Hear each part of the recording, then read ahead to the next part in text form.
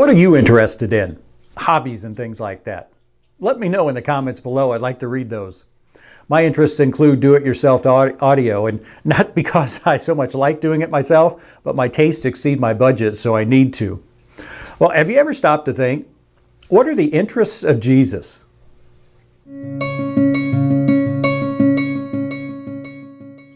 My name's Steve, and this is Looking Intently. I put out 3 short videos on the Bible each week. If you want to be notified of those, click the subscribe button and then that bell icon in the lower right. And to catch up on all the videos in this series, you can click on this card in the upper right.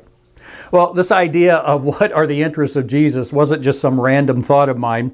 It comes up in Philippians chapter 2, starting at verse 19, where Paul writes, "I hope in the Lord Jesus to send Timothy to you soon, so that I too may be cheered by news of you. For I have no one like him who will be genuinely concerned for your welfare, for they all seek their own interest, not those of Jesus Christ."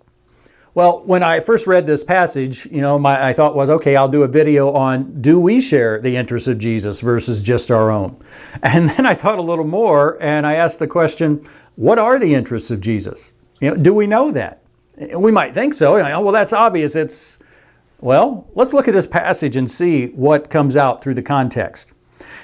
I shared verse 21, but 21 and 22 says, "For they all seek their own interests, not those of Jesus Christ. But you know Timothy's proven worth, how as a son with the Father he has served with me in the gospel." Well, when we think of serving in the gospel, that probably brings to mind sharing the gospel with unbelievers. And so Paul's talking about evangelism, right? Well, read some more and see how that fits in. In verse 19, he said, "I hope in the Lord Jesus to send Timothy to you soon." Who's Paul sending Timothy to? Well, the Philippians, but specifically the believers in Philippi. That's who he was going to see, and that's who this letter was going to. And verse 20, the same thing. "For I have no one like him who will be genuinely concerned for your welfare." Who's? The believers in Philippi. Now, does that mean I'm saying that Jesus is more concerned with discipleship than he is evangelism?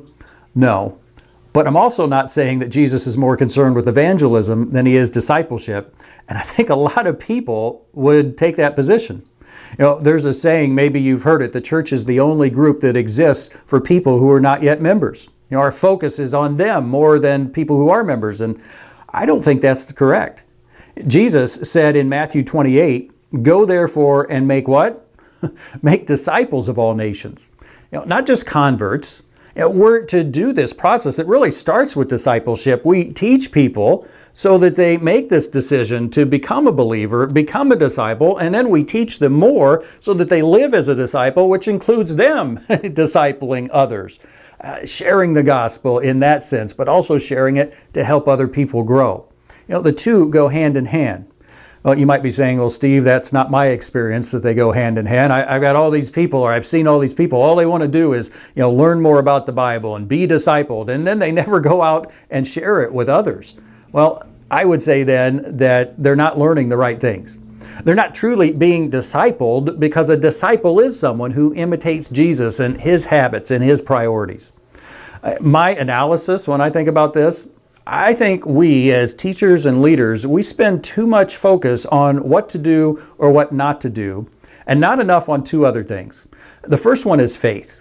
There's an old hymn that says, "Trust and obey." I think we spend a lot more time on the obey and not enough on trusting, on walking by faith, as Paul says. It's just an inherent part, or should be, of our DNA as Christians.